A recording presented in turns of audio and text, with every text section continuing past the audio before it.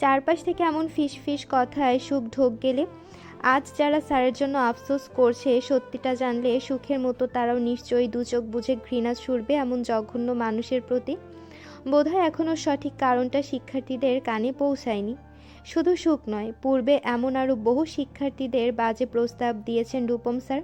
অনেকেই সেই প্রস্তাবে রাজিও হয়েছে এবং নিজের সতীত্ব সম্ভ্রম হারিয়ে ফিরেছে। পরবর্তীতে তাদের ভীতি দেখিয়ে মুখও বন্ধ রেখেছেন এই স্যার।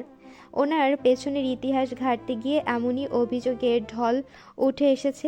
বর্ণ সেদিন সুখদের বাড়ি পৌঁছে দিয়ে পুনরায় এসেছিল কলেজ। তখনও রূপম স্যার প্রিন্সিপাল অফিসে জিম্মি।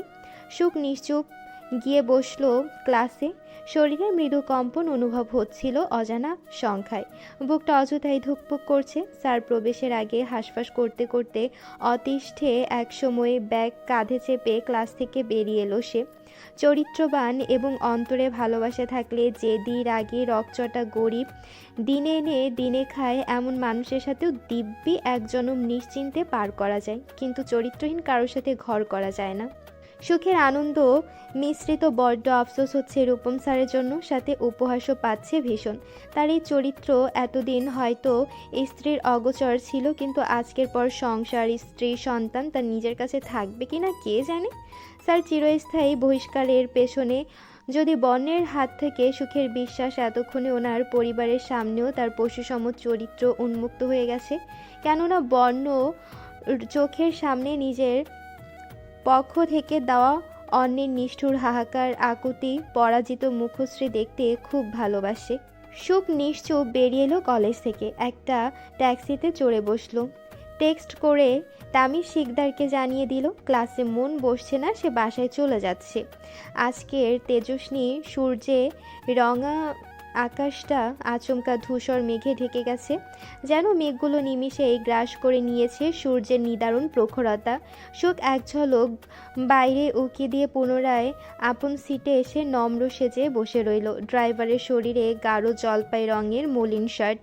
লোকটা দক্ষ হাতে গাড়ি চালানোর ফাঁকে আয়নায় সুখকে পরখ করে সহাস্যে বলল, আপনি কলেজ ফাঁকি দিয়া চইলা যাইতেছেন, এটা কিন্তু ভালো অভ্যাস না। সুখ তখন অপ্রস্তুত, হাসল কেবল।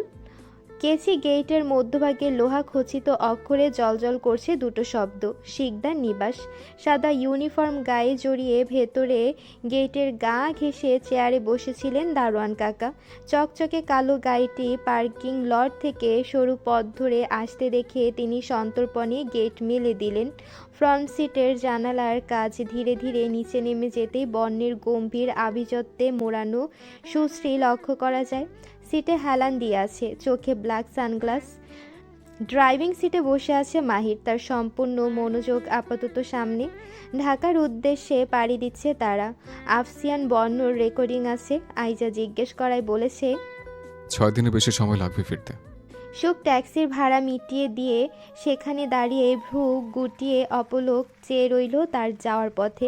এক পলক দেখতে পেয়েছে বর্ণকে, কোথায় যাচ্ছে কে জানে। সুখকে অসময় ফিরতে দেখে দারোয়ান কাকা চিহ্নিত মুখে তাকিয়ে রইলেন। সদস্য সংখ্যার তুলনায় শিকদার বাড়িটি বিশাল। কারণ জানতে চাওয়ায় আজাদ শিকদার বলে দিয়েছেন ভবিষ্যতে বাড়ির একতলা বর্ণ পাবে, একতলা অভ্র, একতলা 3 মেয়ের বিয়ের পর শ্বশুর বাড়ি থেকে ফিরলে তাদের দেওয়া হবে, একতলা তামিজ এবং আজাদ 2 ভাইয়ের জন্য এবং বাকিটা কালে ভদ্রে বাড়িতে অতিথি আসলে তাদের জন্য। আপাতত গ্রাউন্ড ফ্লোরে তারা 2 ভাই এবং হানিফা বেগম আছেন। মাঝের 3 তলা এখনও খালি। 5th ফ্লোরে খুদে সদস্যরা থাকে, কেননা তারপরেই ছাদ। তাদের আবার কারণে অকারণে ছাদে গিয়ে বসতে হয়। সুখের ক্লান্তিতে সিঁড়ি বেয়ে উঠতে ইচ্ছে করছে না, পা দুটো যেন কাঁপছে অযথায়। সে হেলে দুলে রুবায়েতের রুমে গিয়ে কাঁধের ব্যাগ সহ বেডে গা এলিয়ে দিল। মনটা তার অশান্ত, সমুদ্রের ন্যায় উথাল পাথাল। অসময় ফিরলে যে আজ কোনো সমস্যা হয়েছে আম্মা? রুবায়াত হাতে ঠান্ডা জুস সুখের হাতে দিয়ে উদ্বিগ্ন হলেন, চোখে দৃষ্টিতে কৌতূহল। সুখ 3 চুমুকে গ্লাস শেষ করে রেখে দিল। কলেজ থেকে ফিরে প্রতিদিনের ঘটে যাওয়া ঘটনার বর্ণনা মাকে না দিলে মন সারাক্ষণ হাঁসফাঁস করে তার। রূপম স্যারের ব্যাপারটাই প্রথমবার লুকিয়ে গেছে, তুফাকেও নিষেধ করে দিয়েছে বলতে। সুখ কারণ উল্লেখ না করে শুধু জানালো আজ রূপম স্যারকে চিরস্থায়ী বহিষ্কার করা হয়েছে কলেজ থেকে। অন্য কোনো কলেজেও যাতে টিচার হয়ে যেতে না পারে তেমন ব্যবস্থা করেছে কর্তৃপক্ষ। রুবাই চিহ্নিত হলেন, সন্দেহ করলেন, নিশ্চয়ই বড় কোনো অপরাধ করেছেন তিনি, যার শাস্তি ভোগ করতে হলো আজ। লা মেরিডিয়ান বিশ্বব্যাপী পরিচিত একটি বিলাসবহুল হোটেল চেইন, যা আন্তর্জাতিক মানের সেবা, আধুনিক সুযোগ সুবিধা এবং অভিজাত পরিবেশের জন্য বিখ্যাত। বাংলাদেশে অবস্থিত হোটেলে লা মেরিডিয়ানও এর ব্যতিক্রম নয়।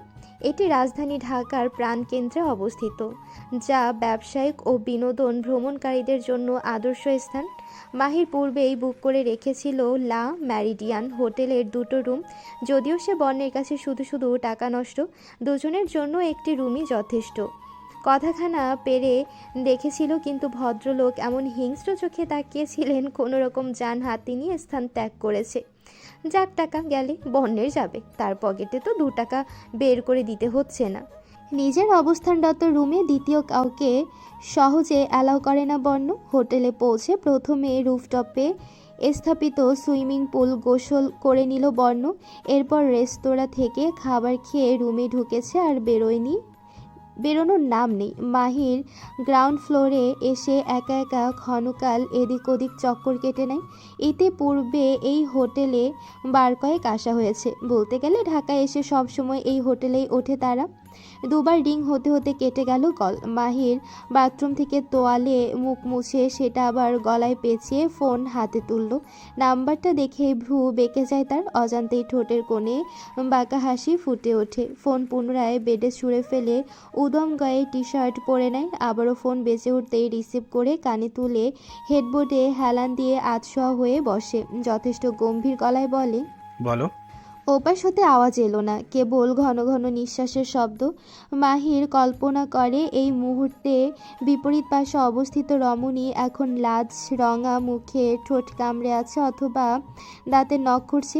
কি বলে কথা শুরু করবে ভেবে না পেয়ে কণ্ঠস্বর তালগোল পাকিয়ে ফেলছে।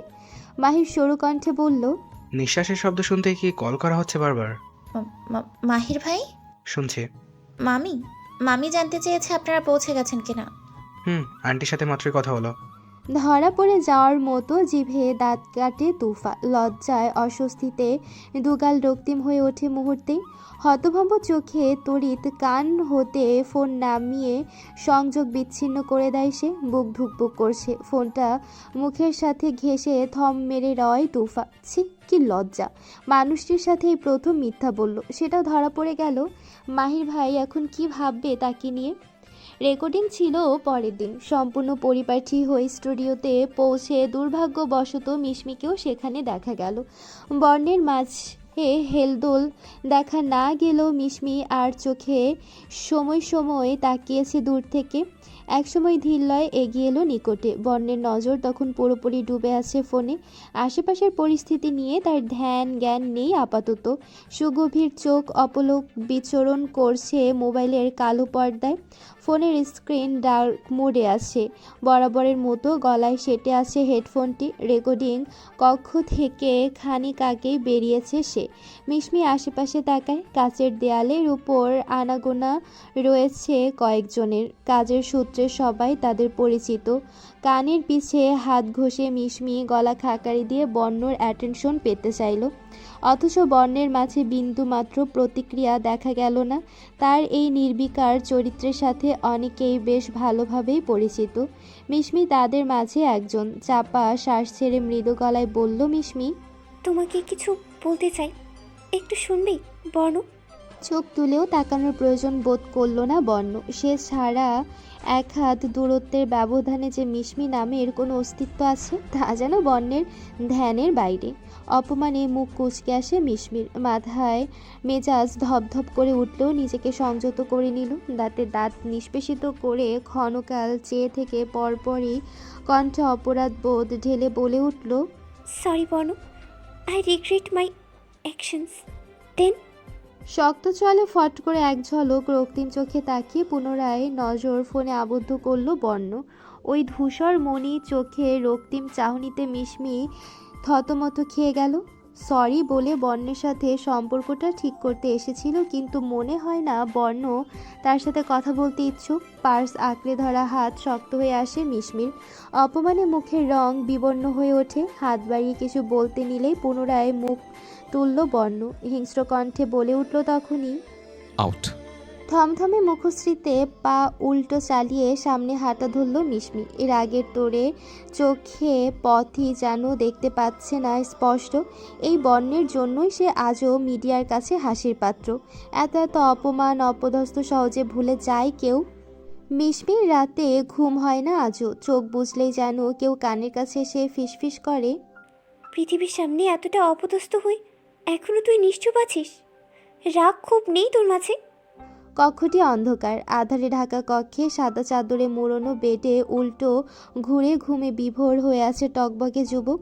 জিম করা ফর্সা মসৃণ প্রশস্ত পিঠ উন্মুক্ত, পা দুটো বেড হতে কিঞ্চিত বেরিয়ে গেছে। মাথায় ঠেকানো বালিশ, দুহাতে জড়িয়ে আবেশে নিদ্রায় তলিয়ে।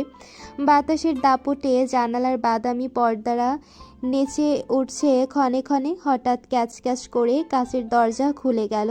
কালো গাড়ি পরিহিত এক অপূর্ব রূপের অধিকারিণীর প্রবেশ ঘটল রুমে। চারপাশের আধারের সাথে কালো গাড়িটি মিলিয়ে গেলেও রমণীর ফর্সা মুখশ্রী রাতের আকাশের এক টুকরো চাঁদের মতোই দৃশ্যমান। বর্ণের ঘুম হালকা হয়ে আসে। চোখ না মেলেও বুঝে গেল এটা কে হতে পারে। বোবা ফুল। পারমিশন না নিয়ে মাঝরাতে একটি পুরুষের রুমে ঢুকে পড়েছে।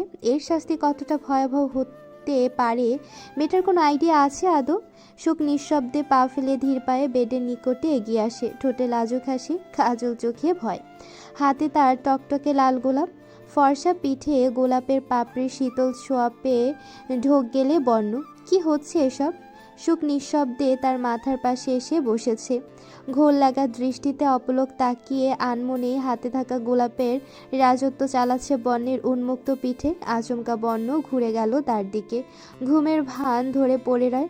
সুখের দৃষ্টি বর্ণের ঘুমন্ত কোমল মুখ খুঁটিয়ে দেখতে ব্যস্ত হয়ে পড়ে। গোলাপটি থুতনিতে ঠেকিয়ে নেশাক্ত চোখে আস্তে আস্তে এগিয়ে আসে বর্ণের চিরুটে পোড়া ঠোঁটের দিকে।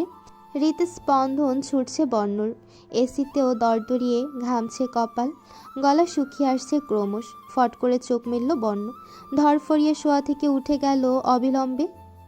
শুষ্ক ঢোক উদ্ভ্রান্তের মতো আশেপাশে নজর ছিটিয়ে পরখ করে নিল। বোবা ফুল কোথায়? আশেপাশে তো কেউ নেই। পরপরই প্রলম্বিত শ্বাস। বুকের বাপাশে হাত ঘষল। হৃদয় দিগ্নিদিক ছুটছে এখনো। বর্ণ বিড়বিড় করে। অভিমানের চুপটি করে দূরে সরে থাকলেও রোজ নিয়ম করে স্বপ্নে এসে ঠিকই আমার কঠোর হৃদয় এলোমেলো করে দিয়ে যাচ্ছিস তুই। বাবা ফুল, হোয়াটস রং উইথ মি? কি হচ্ছে এসব? চোখ বুঝলে চোখ মেললে যেদিকে তাকে শুধু তোকেই কেন দেখতে পাই? তোর প্রতি ইনফ্যাক্ট কোনো নারীর প্রতি তো আমার কোনো ফিলিংস, কোনো অনুভূতি কাজ করে না। এতদিন তাই জেনে এসছে। তবে আজ নিয়মের বহির্ভূত হয়ে এই অনুভূতির শূন্য হৃদয়টা তোর কথাতে এত ছটফট কেন করে? ওয়াই? বর্ণ 6 দিন পর ফিরবে বললেও 15 দিন পেরিয়ে যাওয়ার পরেও লাপাত্তা। যদিও রোজ আইজা এবং হানিফা বেগম করে খবর নিয়েছেন মাহিরের কাছে। বাড়ির ভেতরে মা দাদুকে কদর করলেও বাইরে তাদের ঘন ঘন কল বরদাস্ত করে না বর্ণ। তাই মাহিরকেই জ্বালাতে হয়। আজ বর্ণ ফিরবে হয়তো এক্ষুনি। তোফা এবং সুখ গার্ডেনে বসে আছে। ক্ষণে ক্ষণে মেইন গেটের দিকে দৃষ্টিপাত করছে। কখন বর্ণের গাড়ি ঢুকবে, কখন তারা ছুটে যাবে। সুখ ভয়ে অথবা উত্তেজনায় কাঁপছে থরথর। তোফা হাতে হাত রেখে অভয় বাণী দিচ্ছে। সুখ জিভে ঠোঁট ভিজিয়ে গুটিসুটি মেরে বসে রয়। টিভির পর্দায় ভাসমান নিউজের দৃশ্য ভাসছে চোখের তারায়। যতবার ভাসছে ততবারই যেন গলা শুকিয়ে আসছে। বর্ণ গাড়ি থেকে নামতেই তুফা ছুটে গেল কাল বিলম্ব না করে। সুখ খানিক দূরে দাঁড়িয়ে রইল। নিকটে সে যাবে না। বর্ণ চোখের সানগ্লাস হাতে নিয়ে ভ্রু বাঁকিয়ে প্রথমে চাইল দূরের শঙ্কিত অবয়বে দণ্ডায়মান সুখের দিকে। সুচালো তীক্ষ্ণ চোখজোড়া পরপর ঘুরালো তুফার আতঙ্কিত মুখে।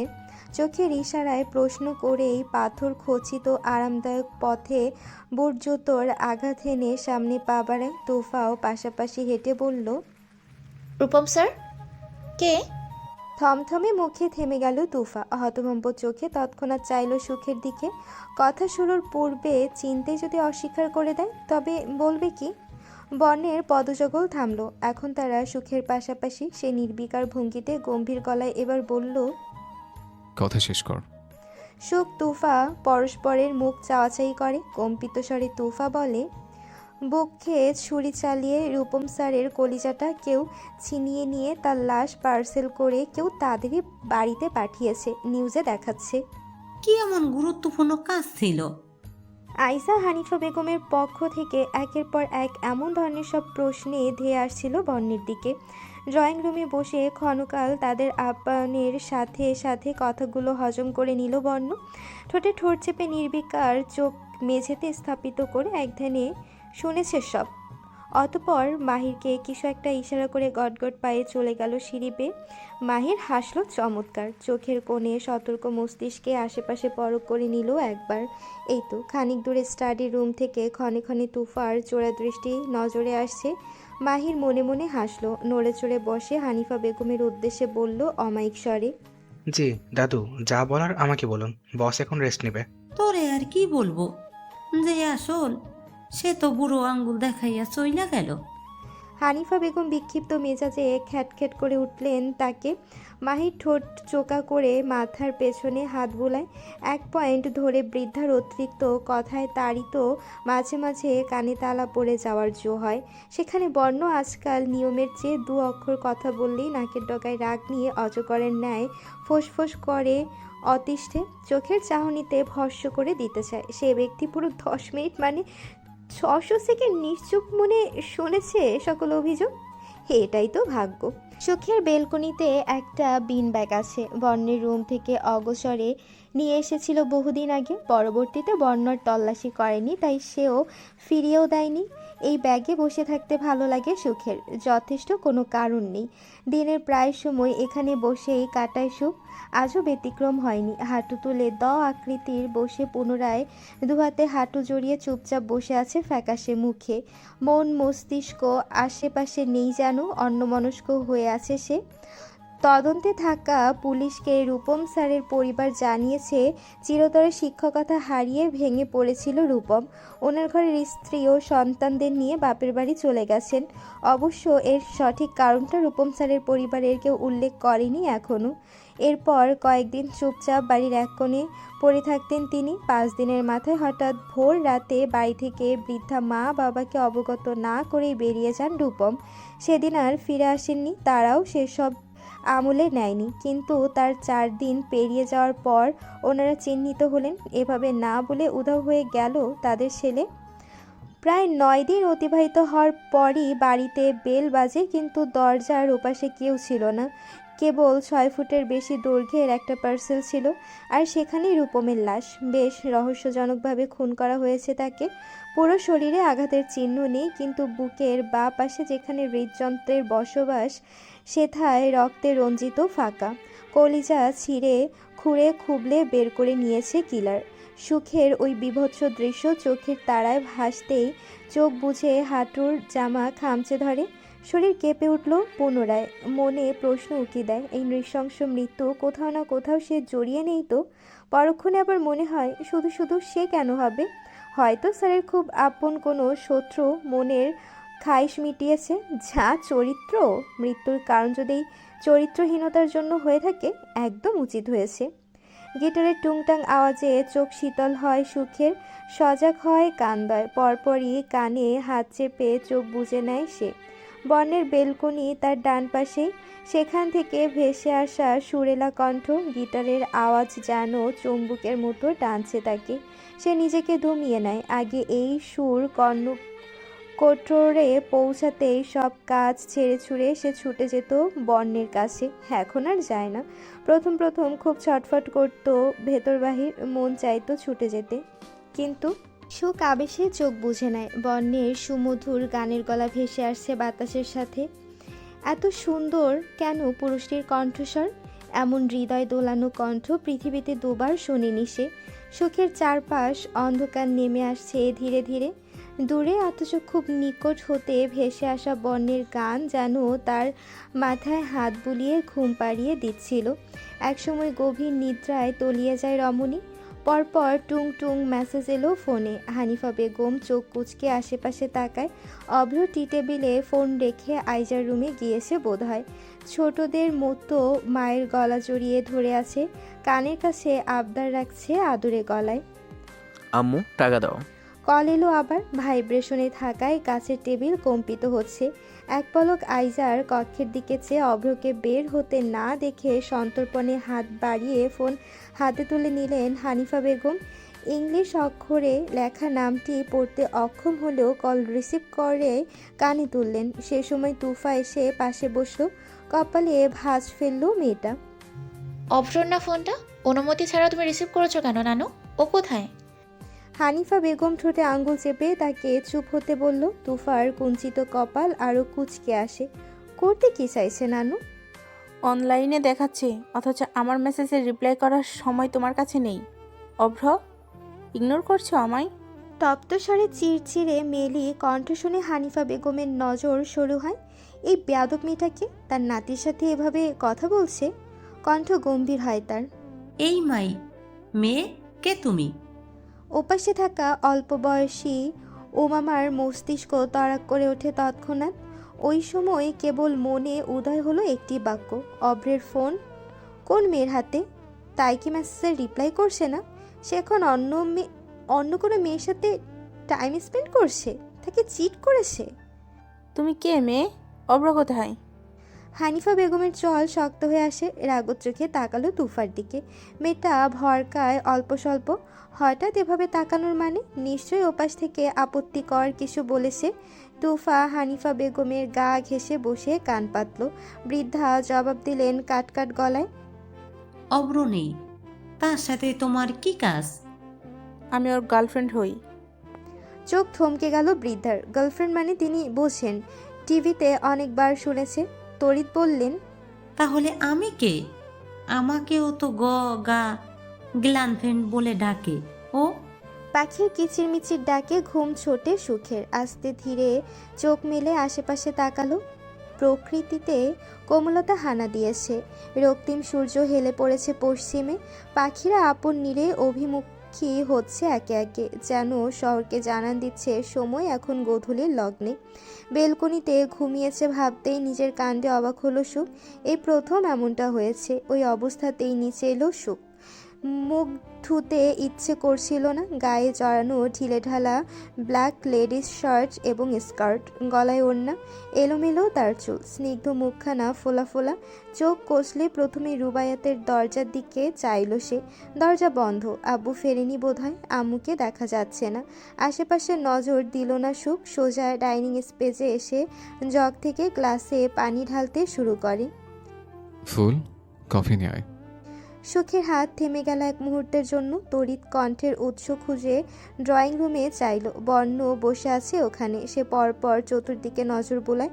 বর্ণ কথাটি এত উচ্চস্বরে বলেছে যে এধার ওধার উপস্থিত সকলে তাদের উভয়ের দিকে নজর নিবদ্ধ করল। সুখ দাঁতে দাঁত নিষ্পেষিত করে। সবাইকে সাক্ষী রেখে এত জোরে বলার উদ্দেশ্যে সুখ ঢের বুঝেছে। কফি নিয়ে যেতে সুখ যেন নাকচ করতে না পারে, কিন্তু সে তো এসব কাজ ছেড়ে দিয়েছে সেদিনই। আইজার হানিফা বেগমের কানেও পৌঁছালো বর্ণের কথা। অগত্যা সুখ কিচেনে গেল, তবে কফি পাঠালো সাইমা বুয়ার হাতে। স্বেচ্ছায় যাবে না সে বর্ণের কাছে। মিনিটের মাথায় বুয়া ফিরে এলো, হাতে কফির মগ দেখে সুখ প্রশ্নাতীত চোখে তাকায়। বুয়া বলল মুখ গুজ করে, আপনারাই নিয়ে যাইতে কইছে আম্মা। অন্যত্র নজর নিক্ষেপ করে সুখ। মেজাজ স্তব্ধ হয়ে আসছে ক্রমশ। কি চাইছে বর্ণ? সে দৃঢ় চোখে আইজার দিকে চাইল, যেন চোখের ইশারায় বলছে, তোমার ছেলের এটা কেমন ব্যবহার? ভদ্রমহিলা ফ্যাকাশে মুখে তাকান সুখকে বললেন বোঝানোর স্বরে, কতদিন পর ছেলেটা ফিরেছে, তুই নিয়ে যা না মা। আগে তো বলার প্রয়োজনও হতো না, এখন এমন করছিস কেন? সুখ কফির মগ এমনভাবে ধরল যেন গুড়িয়ে ফেলতে পারলেই শান্তি লাগতো। বর্ণের কাছাকাছি পৌঁছাতেই আচমকা উঠে দাঁড়ালো সে। ফোনে নজর ডুবিয়ে সদর দরজার দিকে এগিয়ে গেল নিজ ধ্যানে। সুখ থম মেরে রয় অল্পক্ষণ, অতঃপর ফোঁস করে শ্বাস ছেড়ে তার পিছু পিছু গেল। বর্ণ হাঁটতে হাঁটতে গার্ডেনে চলে এসেছে। পেছন থেকে তুড়ি বাজিয়ে কফির মগে টাং টাং আওয়াজ করে বর্ণের মনোযোগ পেতে চাইল সুখ, কিন্তু আফসোস, পুরুষটি একবারের জন্য ফিরে তাকায়নি। শান্ত প্রকৃতির সুখ ধীরে ধীরে মেজাজ হারাচ্ছে। বর্ণ নিশ্চয়ই কানে কালানা, তবুও কেন তার উপস্থিতি শুনতে পারছে না, নাকি টের পেয়েও নির্বিকার। বর্ণ আচমকা পিছু ঘুরল। এক ঝলক সুখের গম্ভীর মুখশ্রী এবং হাতে কফির মগ পরক করে বোধহয় অগোচরে হাসল। সুখকে জ্বালাতে ইচ্ছে করলেই বলল ভ্রু গুটিয়ে, আমার পেছনে এসেছ কেন? রাগের তোরে সুখের নিঃশ্বাস ভারী হয়। চোয়াল শক্ত করে কঠোর দৃষ্টি অন্যত্র ফিরিয়ে রাখে। টু শব্দটিও করল না। বর্ণ ফের বলল ঠোঁট চোকা করে, কফি নিয়ে এসছিস? আমি কি একবারে বলেছি এমন কিছু? চোখ কুঁচকে সরু দৃষ্টিতে তার দিকে চাইল সুখ। বর্ণ তার দৃষ্টি অবলোকন করে বলল, অ্যাকচুয়ালি মনে পড়ছে না। পরপরই শ্বাস ছেড়ে বলে, এনেছিস যখন টেস্ট করে দেখাই যায়, দে। ঠোঁটের কোণে সূক্ষ্ম হাসি রেখা টেনে সুখ কফির মগ উপরে তুলে বাড়িয়ে দেওয়ার ফাঁকে হঠাৎ বর্ণ ধূসরমণি চোখে নিজের কালো মণি জোড়া স্থির করল। এক পলকের জন্য উভয়ের চিত্ত কেঁপে উঠেছিল। কিসের সময়? বর্ণ এক কদম পিছিয়ে চোখ পাকিয়ে তাকালো সুখের দিকে। তার চোখে বিস্ময় কিনা ঠাউর করা মুশকিল, কিন্তু ব্যাপারটা তার কল্পনাতীত ছিল। মগ চোখের সামনে তুলে কফিগুলো সন্তর্পণে নিচে ঢেলে দিচ্ছে সুখ।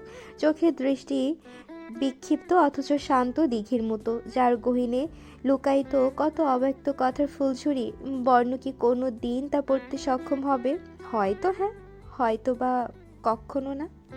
শোন, এই ডাক সুখ পরোয়া করলে তো? পা উল্টো চালিয়ে সে নিঃশব্দে এগিয়ে গেল সামনে। মেজাজ এখনো ক্ষিপ্র। পিছু হতে বর্ণ ফের গলা উঁচিয়ে ডাক দেয়, শোনো তো যা। অজান্তেই থেমে যায় সুখের পদযুগল। পা দুটো যেন এক পলকের জন্য অদৃশ্য শিকলবন্দি হয়ে গেছে। সে চেয়েও কদম বাড়াতে পারেনি। দাঁতে দাঁত নিষ্পেষিত করে পাথর অনুরূপ শক্ত চোয়ালে জ্বলন্ত দৃষ্টি মেলে পিছু ঘুরে ধীরিস্তে। পকেটে এক হাত পুড়ে বর্ণ নিজে পদক্ষেপে কয়েক ধাপ এগিয়ে এলো। এলোমেলো সিল্কি চুল কিছু কিছু কপালে এসে হামলে পড়েছে যেমন। নিম্নাষ্ঠ কামড়ে ধরে চোখ কুঁচকে সুখকে উপর নিচ পর্যবেক্ষণ করে সুগভীর দৃষ্টিতে। হালকা গোলাপ রাঙা পাতলা অধর, সরু নাকের পাটাতন ক্ষণে ক্ষণে ফোঁস শ্বাস টানছে। ঘন পাপড়ি যুক্ত দীঘল কালো আঁখি, যাতে এখন উপচে পড়া অসন্তোষ। ঝরঝরে কালো চুল বাতাসে উড়ছে এলোপাথারি। বর্ণ ঠোঁট বাঁকিয়ে মৃদু হাসল বোধহয়। আরও কদম দুয়েক সামনে বাড়ায়। দুজন প্রায় মুখোমুখি, ব্যাস এক হাত সম দূরত্ব। সুখের সুশ্রীতে রাগ, ক্ষোভ, অসন্তোষ যা ছিল নিমিষেই ফেরার হয়ে গেল সব। বর্ণকে এতটা কাছাকাছি দেখে হৃদয়ে অস্থিরতা হানা দেয় মুহূর্তেই। হাঁসফাঁস করে ওঠে রমণী, কিন্তু সেটা বর্ণকে টের পেতে দিলে তো? দুহাত মুঠ পাকিয়ে কঠোর হয়ে দাঁড়িয়ে রইল যথাস্থানে। বর্ণ অমনোযোগী ভঙ্গিমায় কপালে আশ্রে আসা চুল পেছনে ঠেলে দিয়ে আচমকা চোখে চোখ রাখে সুখের। নেত্রদয় ক্ষুদ্র ক্ষুদ্র করে বলল ঠোঁট বাঁকিয়ে, রাগলে তোকে খুব একটা মন্দ দেখায় না, দ্যাটস গুড। উচ্ছ্বালহীন মুখে সুচালো চাহনিতে চোখ তুলে তাকায় সুখ। পুরুষটি মজা করছে তাকে নিয়ে। বর্ণ দৃষ্টি তখনও তার চোখে স্থির। আচমকা ভ্রু নাচাতে সুখ অবিলম্বে নজর সরিয়ে আনে। নির্লজ্জ মানব। শহর ছাপিয়ে আধারের আস্তরণ নেমে এলো আরেকটি বার। মানুষের অজান্তেই ভাগ্যরেখা জানান দিচ্ছে হায়াতের ভাগ থেকে আরও একটি দিন ফুরিয়ে গেল। সুখ বই হাতে নিয়ে নেমে এলো গ্রাউন্ড ফ্লোরে। বাড়িটার উপর বিরক্ত লাগছে এখন। মানুষ অল্প অথচ দালান কত উঁচু, এত এত সিঁড়ি। উপরে গেলে নিচে নামতে মন মানে না, নিচে থাকলে উপর উঠতে ইচ্ছে করে না। স্টাডি রুমে নুরাকে পড়াচ্ছেন রুবাইয়াত। দায়িত্বটি আইজা তুলে দিয়েছেন তাকে। মেয়ের ফাঁকিবাজিতে অতিষ্ঠ ভদ্র মহিলা। মাত্র ক্লাস 2তে পড়ছে, অথচ এখন থেকেই পড়াচোরা তৈরি হচ্ছে। নোরার ছোট মাকে ভীষণ পছন্দ। কথায় কথায় আম্মা ডাকলে দুরন্ত মনটা আইসক্রিমের মতো গলে না চাইতেও পড়ালেখায় সেটে যায়। এমন আদুরে ডাক উপেক্ষা করে পড়ায় ফাঁকি দিতে ইচ্ছে করে না ছোট্ট নিষ্পাপ মনটারও। শোক গিয়ে টেবিলের একপাশে গিয়ে বসলো সন্তর্পণে। টেবিলের আয়তন বড়সড় আছে। বাড়ির প্রতিটি ছেলে মেয়ে যেন একত্রে পড়তে পারেন সেভাবেই বানিয়েছেন আজাদ শিকদার। রুবায়েত মেয়ের দিকে চাইলেন। 2 সপ্তাহ হলো সুখের জন্য রাখা টিউটর আসছে না বললে ভুল হবে। তাকে আসতে নিষেধ করেছে এ বাড়ির কেউ। তামির শিকদার সংবাদটা শুনে হতভম্ব। তিনি কাজটা করেননি, তবে স্যারকে জোর দেওয়ার কিছু ইঙ্গিত দিয়েছেন, যা থেকে সন্দেহের তীর বর্ণর দিকে গিয়ে লাগছে। কিন্তু প্রশ্ন হলো, বর্ণ কেন টিউটর মুহাবকে এ বাড়ি এসে সুখকে পড়াতে নিষেধাজ্ঞা জারি করেছে?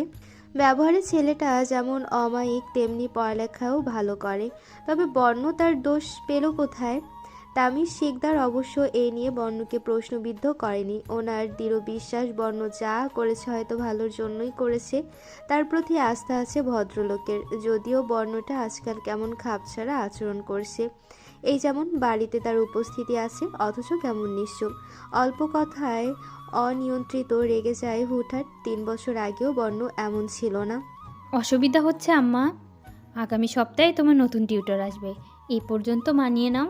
সুখ তড়িৎ সহাস্য হাত নাড়িয়ে বুঝায়, না তো, আমার তো বেশ ভালো লেগেছে, কতদিন রেস্ট পেলাম। নোরা ছোট ছোট চোখে ক্ষণকাল চেয়ে রইল মুখের কলমের নিব খুঁটে খুঁটে। মস্তিষ্কে চাপ প্রয়োগ করে সুখের ইশারাগুলো কথায় রূপান্তরিত করে বলল হুট করে, এই সুখ, তোমার গায়ে দেখছি আমার হাওয়া লেগেছে, দিন দিন ফাঁকিবাজি হচ্ছ আমার মতো।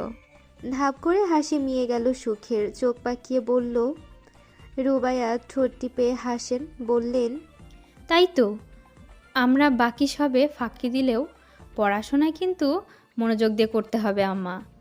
আব্বু আম্মুর মুখ উজ্জ্বল করতে হবে তো ভালো রেজাল্ট করে। অভ্র এলো হন্তদন্ত, চতুর্দিকে নজর বুলিয়ে বলল, দাদু কোথায়? এই তো চলে এসেছে আরেক ফাঁকিবাজ। তড়িৎ মাথায় গাঁটটা পড়ল নুরার। দিয়েছে অভ্র। দাদুকে দেখছি না যে, কোথায় আমার দাদুমণিটা? কি সুন্দর সম্বোধন! নুরার চোয়াল ঝুলে পড়ে।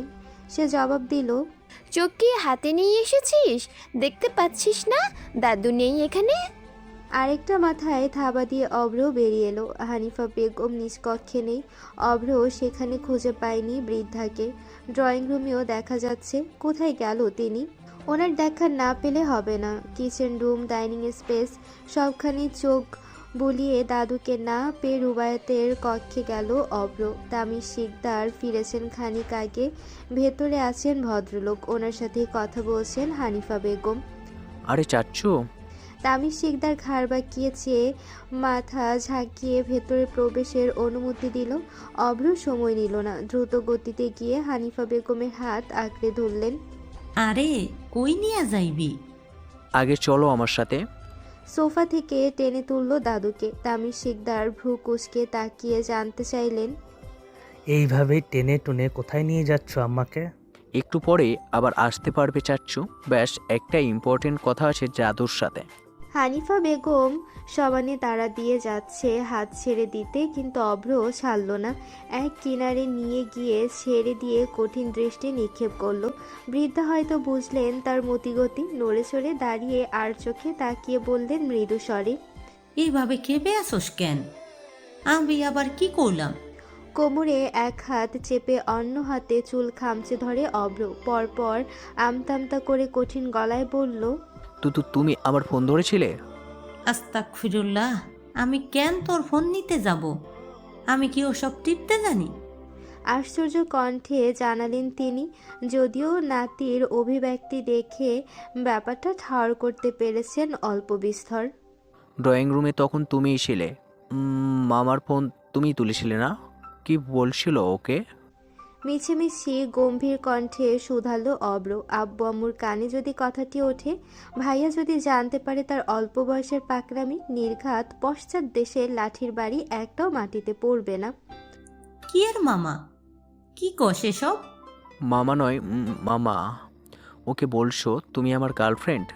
সঠিক জবাব না দিয়ে হানিফা বেগম ফিসফিসিয়ে বললেন, মাইয়ার হুলা সম্পর্ক ছিন্ন হইয়া গেলে ইংরেজিতে কি কয় জানো?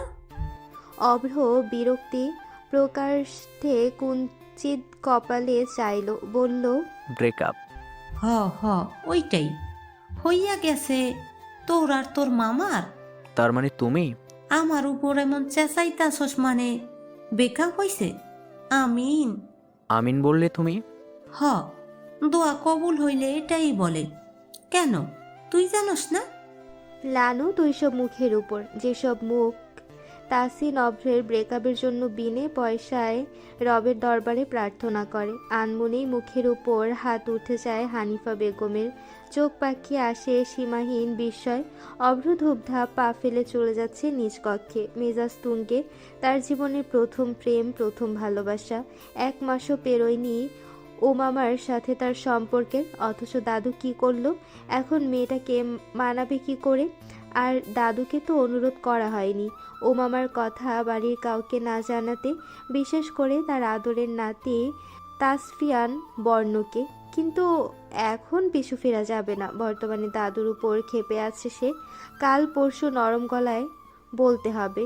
রাতের খাবার টেবিলে বর্ণের উপস্থিতি অস্বস্তিতে ফেলে দিয়েছিল সুখকে, যদিও বর্ণ একবারের জন্য চোখ তুলে তাকায়নি। আপন মনে নিজের প্লেটে চোখ নিবদ্ধ রেখেছে পুরোটা সময়, কিন্তু তার মনে হচ্ছিল পুরুষটি তাকে দেখছিল তার অগোচরে। এটা হয়তো মনের ভুল, কেননা বিকেল থেকেই তার মস্তিষ্ক জুড়ে বর্ণের একটা কথাই কেবল বাজছিল, রাগলে তোকে খুব একটা মন্দ দেখায় না। জানি না এই বাক্যে কি এমন ছিল, কোন কাজেই মন বসছিল না সুখের। মনে হচ্ছিল চারপাশ হতে এই বাক্যটি উচ্চারিত হচ্ছে সমস্বরে। হয়তো এখনও পুরুষটিকে ভালোবাসে বলে তার একটু সামান্য প্রশংসা পেয়ে মন ছলকে উঠেছে সুখের করা নিষেধের বিরুদ্ধে গিয়ে। সে চাইছে ওই মুহূর্তটা ভুলে যেতে, কিন্তু চোখের তারায় না চাইতেও ভেসে উঠছে দৃশ্যটা। তারা দুজন কাছাকাছি, খুব নিকটে, মুখোমুখি দাঁড়িয়ে। সুখ আয়নার সামনে বসে খুঁটিয়ে খুঁটিয়ে দেখছে নিজেকে, তবে রাগে মুখটা দেখতে পাচ্ছে না। রাগটা আসছে না এখন। সে জানে বর্ণ ওই কথাটা কেবল তাকে বাজিয়ে দেখতেই বলেছে। হয়তো ভেবেছিল তার ওই মিথ্যা প্রশংসায় বোকা সুখ আবার গলে যাবে। এই তো সুযোগ বলে আবার ভালোবাসি বর্ণ ভাই বলতে যাবে, সে ঘুরে বালি। সুখ উঠে গিয়ে ফোন হাতে নিল। 2:30 পেরিয়ে গেছে, অথচ চোখে ঘুম নেই। চোখে সহজে নিদ্রা ধরা দেয় না আজ বহুদিন। চোখ বুঝলেই সেদিনের কথাগুলো কানে বাজে এখনো। বর্ণের বলা প্রতিটি বিষ বাক্য যেন তাকে সজাগ করে রাখে মধ্যরাত্রি পর্যন্ত। অতপর একসময় অজান্তেই চোখ গেলে যায় শেষ রাতে। দুঃখ লাগে সুখের, ভীষণ যন্ত্রণা হয় হৃৎপিণ্ডে, অভিমানে মন ভারী হয়ে আসে, জল ভিড় করে চোখের গোটায়। কিন্তু এসবে কি যায় আসে? বিপরীত মানুষটি হয়তো কখনো তার অভিমান, অভিযোগ, তার নির্ঘুম রাতের ইতি কথা জানতেই পারবে না। এত রাতে অনলাইনে কি, ঘুমাওনি যে? তুফা ধরফরিয়ে শোয়া থেকে উঠে বসে, চোখ কষলে পুনরায় ফোন চোখের সামনে ধরে। সত্যি মাহির ভাইয়ের মেসেজ, এই প্রথমবার, তাও নিচ থেকে করেছে। তুফার বুক ধরফর করে, পুরো দমে ফ্যান চলছে তবু সে ঘামছে। জিভে ঠোঁট ভিজিয়ে ঢোক গেলে তুফা, গলা শুকিয়ে আসছে। ফোনের ফ্ল্যাশ অন করে বেড সাইড টেবিল হতে পানি গ্লাস তুলে ঢক ঢক করে পানি খায়। এখন একটু ভালো লাগছে। কাঁপা কাঁপা হাতে কিবোর্ডে আঙ্গুল রাখে সে, কিন্তু কি রিপ্লাই করবে খুঁজে পায় না। অস্থির চিত্তে হাঁসফাঁস করতে করতে সংকোচ নিয়ে লিখে পাঠালো, এমনি ঘুম আসছিল না, তাই ফোন স্ক্রল করছিলাম। কোন সে স্বপ্ন পুরুষ যে তোমার চোখের ঘুম কেড়ে নিল? সেকেন্ডের মাথায় মাহিরের এহেন প্রতিক্রিয়ায় তুফা হতভম্ব, থম মেরে বসে রয়। পরপরই ধুম করে বালিশে মাথা রাখে। সে কি রিপ্লাই দেবে? আপনি যে আমার চোখের ঘুম কেড়ে নিয়েছেন, বড্ড নিষ্ঠুর কায়দায়। অবিরত ফ্যানের বাতাসে ডায়েরির পাতা থপথপ উল্টে পাল্টে আবার সময় নিয়ে স্থির হয়ে যাচ্ছে স্বেচ্ছায়। হাতে কলম ধরে আছে সুখ, মাথা ঠেকিয়েছে টেবিলে, চোখ জোড়া বন্ধ। ঘুমে আছে নাকি আধা জাগ্রত ঠাউর করা কঠিন। পল্লব নড়ছে ক্ষণে ক্ষণে, আবার হঠাৎ হঠাৎ তার পুরো অস্তিত্বই কেঁপে কেঁপে উঠছে। দৌড় লক করা।